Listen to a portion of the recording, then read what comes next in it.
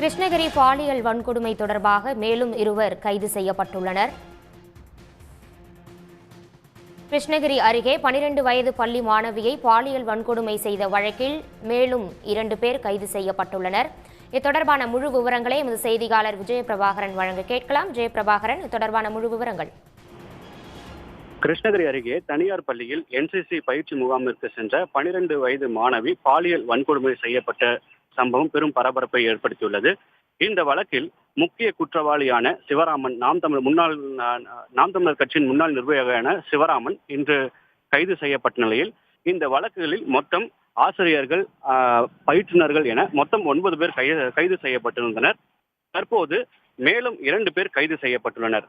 அதாவது சிவராமன் முக்கிய குற்றவாளியான முன்னாள் நாம் தமிழர் கட்சியின் நிர்வாகியான சிவராமனுக்கு தப்பிக்க செல்ல உதவியதாக அவரது நண்பர்கள் 2 பேர், முரளி, சீனிவாசன் ஆகியோர் கைது செய்யப்பட்டுள்ளனர். மொத்தமாக இந்த வழக்கில் தற்போது வரை 11 பேர் கைது செய்யப்பட்டுள்ளனர். மேலும் இது குறித்து கிருஷ்ணகிரி மாவட்ட ஆட்சியர் திருமதி KM சரையு சற்று நேரத்துக்கு முன்பு செய்தியாளர்களை சந்தித்தார். அப்போது இது சம்பந்தமாக 11 பேர் கைது செய்யப்பட்டுள்ளதாகவும்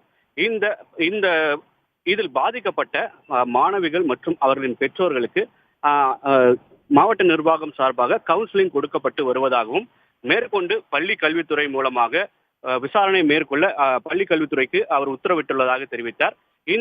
இந்த நிலையில் அந்த அறிக்கை வெளிவந்த பின்னர் அது சென்னையில் உள்ள தலைமையகத்திற்கு அனுப்பப்பட்டு பள்ளி மீது எந்த விதமான நடவடிக்கை எடுப்பது என்பது குறித்து ஆலோசிக்கப்படும் என்றும் தெரிவித்துள்ளார் திருமதி சரையு அவர்கள்.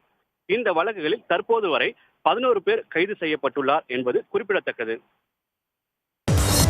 உள்ளூர் செய்திகள் முதல் உலக செய்திகள் வரை உங்களை சுற்றி நடக்கும் எல்லா செய்திகளையும் நொடிக்கு நொடி அறிந்து கொள்ள சன் நியூஸ் வாட்ஸ்அப் சேனலை ஃபாலோ செய்யுங்கள்.